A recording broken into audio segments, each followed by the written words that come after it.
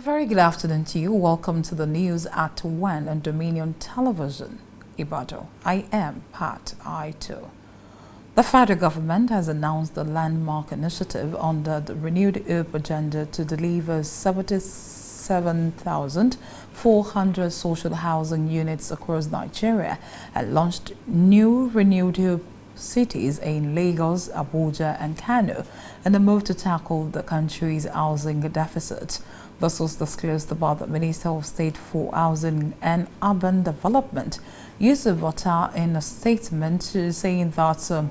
primary mandate of the ministry is to provide mass housing for Nigerians. Atta reaffirmed the federal government's commitment to solving housing challenges through major investments and partnerships.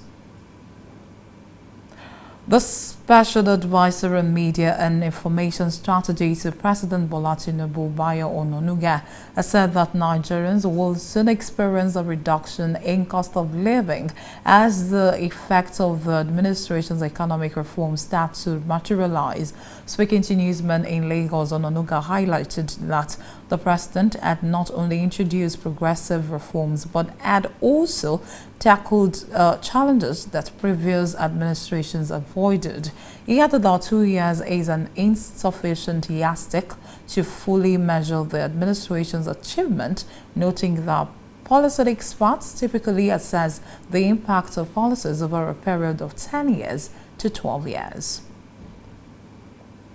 The suspended senator representing Kogi Central Senatorial District, Natasha Akpoti-Uduaghan, will appear in court tomorrow as summoned. This was confirmed by lead counsel West Idahusa SAN, expressing uncertainty about whether the federal government planned to arraign her. He said that whatever the plans of the federal government, Akpoti-Uduaghan, as a law-abiding citizen, will comply with the court's directives. The Lagos State government has warned Alabarago market traders of possible closure if they fail to comply with the environmental rules of the state within 24 hours. The Commissioner for Environment and Water Resources, Tokunbo Wahab, said this while speaking with newsmen after an inspection of the Alabarago market and some other areas in the state. The Commissioner also visited Idi-Araba and environs as well as Urile Igomu. The Kano State government has announced the midterm holiday for all primary and post-primary schools across the state to mark the forthcoming Eid-el-Kabir celebrations. According to an official statement issued by the state's Education Ministry, schools are to proceed on break from Wednesday, the 4th of June 2025, and are expected to resume academic activities on Sunday, the 15th of June 2025. The ministry further stated that the directive applies to both day and boarding schools, adding that parents and guardians of the boarding students have been advised to get their children by the early hours of the 4th of June. And on the foreign scene, newly appointed Sudanese Prime Minister Kamel Idris has urged countries supporting the Rapid Support Forces RSF to cease criminal operations. Sudan's government has accused the UAE and neighboring African states, including Chad, Libya and South Sudan, of supporting the RSF throughout the conflict. Sudan plunged into civil war on the 15th of April 2023 when simmering tensions between the military and the RSF exploded into open warfare in the capital Khartoum and other parts of the country. Russian and Ukrainian officials are due to sit down in Istanbul for the second round of direct peace talks since 2022, with no sign they are any closer to an agreement 1 day after Kyiv struck some of the Moscow nuclear cable bombers. Vladimir Medensky, the head of Moscow's delegation, said that Russia had received Ukraine's draft memorandum for a peace accord ahead of the talks, but there was no word on whether Kyiv had received Russia's draft. Ukrainian Defense Minister Rustem Umerov will head the Ukrainian delegation. The two sides are expected to discuss their respective ideas for what a full ceasefire and a longer-term path to peace should look like amid stark disagreements and pressure from United States President Donald Trump, who had threatened to walk away from talks. Philippines Foreign Minister Enrique Manalo have said that the Philippines and the European Union (EU) have agreed to start a dialogue on security and defense in order to tackle emerging threats like cyber attacks and foreign interference. The announcement came during the visit to Manila of EU Foreign Policy Chief Kaja Kallas for meetings with Manalo, as well as a courtesy call with Philippine President Ferdinand Marcos Jr. The dialogue will be part of a partnership and cooperation agreement between the Philippines and the EU, which was established in 2012 and entered into force in 2018. And in sport, former Bundesliga champions Bayer Leverkusen will demand 50 million euros to sell Victor Boniface this summer. The works are looking to sell the Nigeria International Fund new signings following the departure of former head coach Xabi Alonso to Real Madrid. Boniface was close to joining Saudi Arabia professional league club Al Nassr for 70 million euros in January. He joined Worksel from Belgian Pro League outfit Union Saint Gilloise in 2023.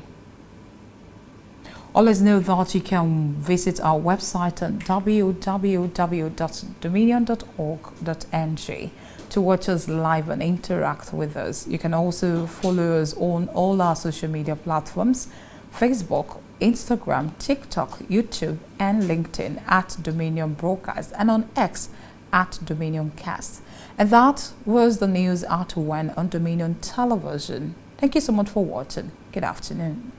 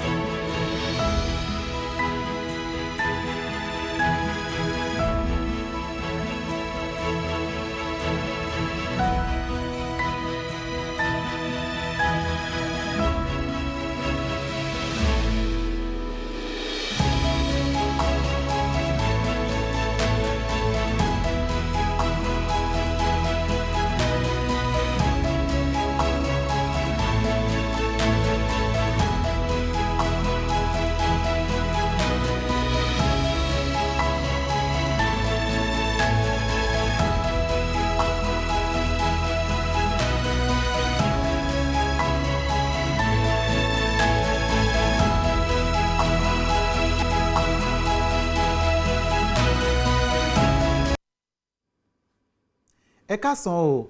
ìròyìn àgbáyé ló ń dé sétí ìgbọ̀yìn láti iléeṣẹ́ móhùnmáwòrán Dominion tá a kalẹ̀ ságbègbè Ìyàgànkú nìbàdàn nílé Olúyọ̀lé. A kú ọjọ́ ajé òní ájèrè àfìrè jẹ̀kọ̀. Abọ́ládé Sodiq Abíọ́lá lórúkọ mi. Ìjọba àpapọ̀ orílẹ̀-èdè wa Nàìjíríà ti kéde iṣẹ́ àkànṣe àgbàyanu kan èyí tó wà ní ìbámu pẹ̀lú ètò ìrètí ọ̀tun lábẹ́ ìṣàkóso ààrẹ Bọ́lá Ahmed Tinubu láti ṣe àgbékalẹ̀ kíkọ́ àwọn ilé tó tó bí 1,747,400 social housing èyí tí wọ́n pé wọn yóò kọ́ jákèjádò ilẹ̀ wa Nàìjíríà àti ìfilọ́lẹ̀ agbègbè onídàgbàsókè tuntun ní ìpínlẹ̀ Èkó, ìlú Àbújá àti ìpínlẹ̀ Kano èyí tí wọ́n pè ní Renewed Hope Cities.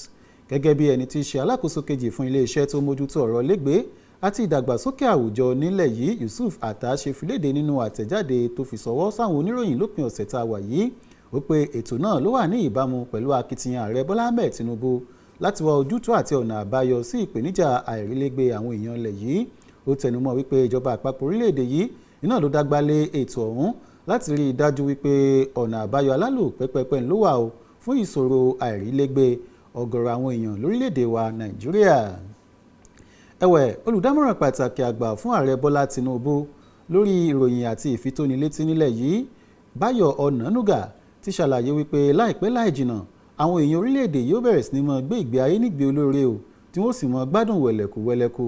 ó ní bó tiẹ̀ jẹ́ wípé ohun gbogbo lọ́wọ́n lórílẹ̀-èdè Nàìjíríà lákòókò tá a wà yìí ó ní àmọ́ṣá ààrẹ Bọ́lá Tinubu ò sùn bẹ́ẹ̀ ni kò wò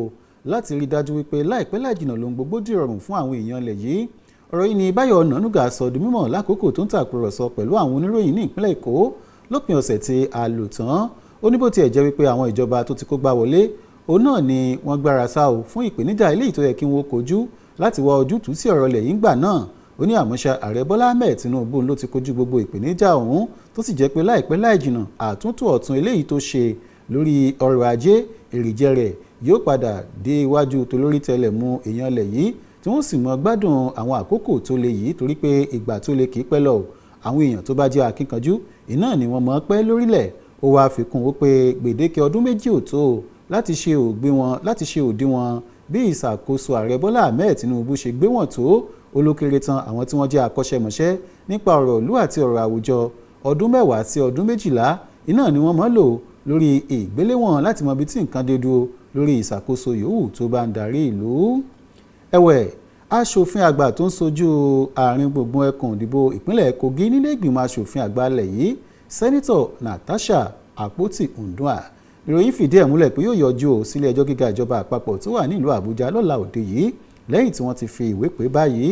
Ẹni tó jẹ́ olórí ikọ̀ agbẹjọ́rò rẹ̀ agbẹjọ́rò West Idahosa tó jẹ́ agbẹjọ́rò àgbà nílẹ̀ yìí SAN ló sọ̀rọ̀ náà di mímọ̀. Ó wáá fi kún pé àwọn kò tí ì mọ̀ bóyá ìjọba àpapọ̀ fẹ́ kó káwọ́ pẹ̀yìn ìròjọ́ níwájú adájọ́ lọ́la òde yìí ni o. Ó ní àmọ́ tó dájú tàdá iná ni wípé Sẹ́nítọ̀ Natasha yóò yọjú sílé ẹjọ́ gẹ́gẹ́ bí ọmọlúàbí àtẹni tó bọ̀wọ̀ fún òfin lórílẹ̀‐èdè wa Nàìjíríà. Ní àyín ẹ̀wẹ̀ nínú ìròyìn míì lọ́sàn-án tòní àwọn àgbà pé ìlú tí kò bá sí adìẹ iná ni ayan ti mọ́ rìn lárìn sóge o ibi tí ò bá sófin nìyí tí í sí ẹ̀ṣẹ̀. Ìjọba ìpínlẹ̀ Èkó ti lu aago ìkìlọ̀ kógókógó sétí àwọn òǹtajà tí wọ́n bẹ ní ọjà Alábàáràgó ní ìpínlẹ̀ Èkó láti bọ̀wọ̀ fún ètò ìmọ́tótó àyíká láàrin wákàtí 24 péré tàbí kí ìjọba ó lé wọn kúò lọ́jà ọ̀hún. Ẹni tó jẹ́ alámòjútó iléeṣẹ́ tó mójútó ọ̀rọ̀ àyíká àti ohun àlùmọ́ọ́nì inú omi nípínlẹ̀ Èkó Tòkunbọ̀ Wahab ló sọ̀rọ̀ náà di mímọ̀ nígbà tó ń bá àwọn oníròyìn sọ̀rọ̀ lẹ́yìn tó ṣe àbẹ̀wò sí ọjà Alábàáràgó èyí tó wà ní ìpínlẹ̀ Èkó. Ó ṣe lálàyé wípé yàtọ̀ sí ọjà Alábàáràgó ó ní àwọn agbègbè míì bíi agbègbè Ìdí Àràbà àti àwọn agbègbè tó yíká tó fi mọ́ agbègbè orílẹ̀ Ìgànmú ó ní náà lòún dé tó ń sì bá àwọn ààyè ọ̀hún láàyè tí ò bójú rí bó ti wù kọ́ mọ́. Olóhùn sì ti kìlọ̀ fún àwọn èèyàn tí ń gbé ní agbègbè bẹ̀ láti tètè wáwọ̀ rẹ̀ kọ̀fí sàdá lórí bí wọ́n sì mú ìmọ́tótó àyíká wọn lọ́kùnkúndùn torí pé ìmọ́tótó ara iná ni ààbò ẹ̀mí. Ẹ̀wẹ̀ ìjọba ìpínlẹ̀ Kano òun náà ni wọ́n ti kéde ò wípé ìsinmi yóò wà fún àwọn akẹ́kọ̀ọ́ nílé ẹ̀kọ́ alákọ̀ọ́bẹ̀rẹ̀ àti àwọn ilé ẹ̀kọ́ mìíràn jákèjádò ìpínlẹ̀ ọ̀hún láti ṣe àmì ti ọdún pọ̀pọ̀ṣìnṣìn iléyá eléyìí tó ń bọ̀ lọ́nà. Nínú àtẹ̀jáde tí iléeṣẹ́ tó mójútó ètò ẹ̀kọ́ ní ìpínlẹ̀ Kano fi léde ni wọ́n ti jó di mímọ̀ wípé ìsinmi ọ̀hún ni yóò bẹ̀rẹ̀ láti ọjọ́ 4 oṣù tá a wà yìí títí di ọjọ́ kẹfà oṣù tá a wà yìí o ìyún lọ́dún 2025 tá a wà nínú ẹ̀ yìí léyìí tí wọ́n sì pé àwọn akẹ́kọ̀ọ́ àti àwọn òṣìṣẹ́ iná ni wọ́n máa padà sẹ́nu iṣẹ́ wọn ní ọjọ́ kẹẹ̀ẹ́dógún oṣù kẹfà ọdún tí a wà yìí. Bákan náà iléeṣẹ́ tó mójútó ètò ẹ̀kọ́ ní ìpínlẹ̀ Èkó ní ìpínlẹ̀ Kánò wọ́n wá jẹ́ ó di mímọ̀ wípé kí àwọn òbí àti alágbàtọ́ kíkó wa kí wọ́n mójútó àwọn akẹ́kọ̀ọ́ àti àwọn ọmọ wọn o èyí ní àkókò tí wọ́n bá fi wà ní ìsinmi pọ̀pọ̀ sísìn ọdún iléyá. Ẹ̀wẹ̀ láti ilẹ̀ òkèèrè lọ́hùn-ún olóòtú ìjọba tuntun tí wọ́n dìbò yàn ní orílẹ̀-èdè South Sudan ìyẹn Kamil Idris ní ló ti rọ àwọn orílẹ̀-èdè èyí tí wọ́n ṣe àtìlẹ́yìn fúnkọ̀ alákatakítí RSF láti jámi nínú ìwà ọ̀daràn ọ̀hún.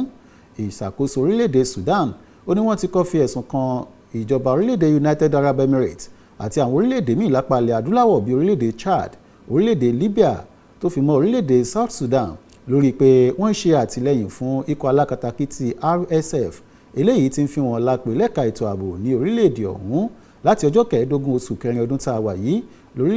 láti ọjọ́ kẹẹ̀ẹ́dógún oṣù kẹrin ọdún 2023 lórílẹ̀-èdè Sudan ti wọ̀yá àjà pẹ̀lúkọ̀ alákatakítí RSF eléyìí tí wọ́n ti gbé ogun náà dé ìlú Khartoum tí ṣe olú-ìlú orílẹ̀-èdè Sudan àti àwọn agbègbè míì eléyìí tí ń bẹ ní tìbútòrò orílẹ̀-èdè ọ̀hún. Àwọn aṣojú ìjọba orílẹ̀-èdè Russia àti orílẹ̀-èdè Ukraine retí wà wípé wọn yóò máa jókòó ṣe ìpàdé fún ìgbà kejì o ní ìlú Istanbul tí ṣe olú-ìlú orílẹ̀-èdè Turkey láti wá ojútùú sí bí ogun tí ń gbóná bí ajere láàrin orílẹ̀-èdè méjèèjì láti ọdún 2022 yóò ṣe lọ dò lọ mú mi. Bó tiẹ̀ jẹ́ wípé kò tíì sí àmì ìdánilójú o wípé àsọyépọ̀ ọ̀rọ̀ yóò wáyé láàrin àwọn aláṣẹ ìlú Kyiv tí ṣe olú-ìlú orílẹ̀-èdè Ukraine àti àwọn aláṣẹ ìlú Moscow tí ṣe olú-ìlú orílẹ̀-èdè Russia ní kòpẹ́kòpẹ́ pẹ̀lú bí iléeṣẹ́ ọmọ ogun ìlú Kyiv ṣe ṣèkọlù sí àwọn èèyàn kan tí wọ́n rí láti ìlú Moscow tí wọ́n kẹ́fín pé ó ṣeé ṣe kí wọ́n jẹ́ aṣàdómárakú léyìí tí wọ́n sì gbẹ̀mí àwọn èèyàn ọ̀hún. Àmọ́ ṣá o ẹni tó jẹ́ alákòóso iléeṣẹ́ tó mójútó ọ̀rọ̀ ààbò ní orílẹ̀-èdè Russia ó ti jẹ́ ó di mímọ̀ wípé àwọn ti tẹ́wọ́ gba ìwé àdéhùn àsọyépọ̀ ọ̀rọ̀ láti ilẹ̀ Ukraine bó tiẹ̀ jẹ́ pé kò fi kún un bóyá ìjọba orílẹ̀-èdè Russia náà ti fi irúfẹ́ ìwé bẹ́ẹ̀ sọwọ́ sí ìlú Kyiv tí ṣe olú orílẹ̀-èdè Ukraine láti mọ odó tí wọ́n dọ̀rùn la sí gan lórí ìpèníjà ogun eléyìí tí ti ń wáyé láti bí ọdún mẹ́ta sẹ́yìn láàrin àwọn orílẹ̀-èdè méjèèjì. Ẹ̀wẹ̀ ààrẹ ilẹ̀ Amẹ́ríkà Donald Trump ti wá lérílẹ̀ka wípé ó ṣeé ṣe kóhun ó bínú kúrò níbi ìpàdé ọ̀hún bí orílẹ̀-èdè méjèèjì ò bá ṣe tán láti gba àlàáfíà láàyè láàrin ara wọn torí pé ìpàdé ìjókòó àkọ́kọ́ eléyìí tó kọ́ wáyé láàrin àwọn orílẹ̀-èdè méjèèjì ni wọ́n pé ó forí sánpọ́n o tí wọn ò sì ríbì kankan fi ẹnu ọ̀rọ̀ ọ̀hún tì sí. Àmọ́ ní báyìí wọ́n ti pé ìjókòó ẹlẹ́ẹ̀kejì yóò tún mọ̀ wáyé láti mọ̀ bóyá àdéhùn jogun omi yóò mọ̀ wà láàrin orílẹ̀-èdè Ukraine àti orílẹ̀-èdè Russia. Alákòóso iléeṣẹ́ tó mójútó ọ̀rọ̀ ilẹ̀ òkèèrè lórílẹ̀-èdè Philippines Enrique Manano ìlú ti jó di mímọ̀ wípé àwọn aláṣẹ ìlú Philippines àti àwọn aláṣẹ àjọ ìṣọ̀kanlẹ̀ Europe ó ní wọ́n ti fẹnu okòó sọ ọ̀ọ́dúnrún báyìí o láti ní ìfọ̀rọ̀wérọ̀ lórí ọ̀rọ̀ ààbò láti sọ̀rọ̀ lórí àtiyanjú akùdé eléyìí tí ń dé bá orílẹ̀-èdè Philippines lójú òpó ayélujára àti bí àwọn alátojúbọ̀ kan ṣe ń dá sí ọ̀rọ̀ tó ní ṣe pẹ̀lú ilẹ̀ Philippines láti àwọn orílẹ̀-èdè míì lágbàáyé. Ní báyìí wọ́n ti wá pé àsọyépọ̀ ọ̀rọ̀ àti ìfọ̀rọ̀wérọ̀ yóò mọ̀ wáyé o láàrin orílẹ̀-èdè Philippines àti àjọ ìṣọ̀kanlẹ̀ Europe. Ọ̀rọ̀ yìí ni wọ́n kéde lákòókò tí ẹni tí í ṣe ọ̀gá àgbà nínú àjọ ìṣọ̀kanlẹ̀ Europe olóyè Kaja Kallas ṣe àbẹ̀wò sí ìlú Manila tí í ṣe olú-ìlú orílẹ̀-èdè Philippines níbi tí wọ́n pé ó tún ti yọjú sí ẹni tí í ṣe ààrẹ orílẹ̀-èdè ọ̀hún Ferdinand Marcos Jr. Ní báyìí wọ́n ti á pé àdéhùn tuntun míì eléyìí tó wáyé láàrin àjọ ìṣọ̀kanlẹ̀ Europe àti orílẹ̀-èdè Philippines yìí iná ló fara pé èyí tó ti kọ́kọ́ wáyé o lọ́dún 2012 tí wọ́n sì bẹ̀rẹ̀ sí ní ṣe àmúlò ní ọdún 2018. Ìrètí sì wà wípé ìpàdé àti àjọṣepọ̀ tún yìí iná ni yóò bímọ re tí ó sì sóore fún orílẹ̀-èdè Philippines àti àjọ ìṣọ̀kanlẹ̀ Europe. Lẹ́ka eré ìdárayá agbábọ́ọ̀lù ikọ̀ ẹgbẹ́ agbábọ́ọ̀lù Bayern Munich àti Bayer Leverkusen ìyẹn ní orílẹ̀-èdè Germany òní wọ́n ti jó di mímọ̀ báyìí pé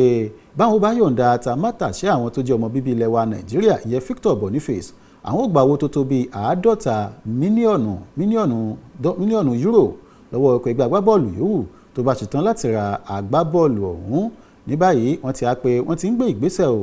láti tọwọ́ bọ ìwé àdéhùn pẹ̀lú àtàmátàṣe míì nígẹ́lẹ́ tí wọ́n bá ti yọ̀ǹda Boniface èyàn fúnkọ̀ ẹgbẹ́ agbábọ́ọ̀lù míì èyàn lápá ilẹ̀ Europe pẹ̀lú bí ọ̀pọ̀lọpọ̀ ikọ̀ ẹgbẹ́ agbábọ́ọ̀lù bí wọ́n ṣe ń fi ìfẹ́ hàn báyìí láti gbé agbábọ́ọ̀lù ọ̀hún. Bẹ́ẹ̀ bá sì gbàgbé akọ́nimọ̀ọ́gbá fúnkọ̀ ẹgbẹ́ agbábọ́ọ̀lù Bayer Leverkusen tẹ́lẹ̀ Xabi Alonso tó jẹ́ ọmọ bíbí orílẹ̀-èdè Spain ló ti darapọ̀ mọ́kọ̀ ẹgbẹ́ agbábọ́ọ̀lù Real Madrid ìyẹn ní orílẹ̀-èdè Spain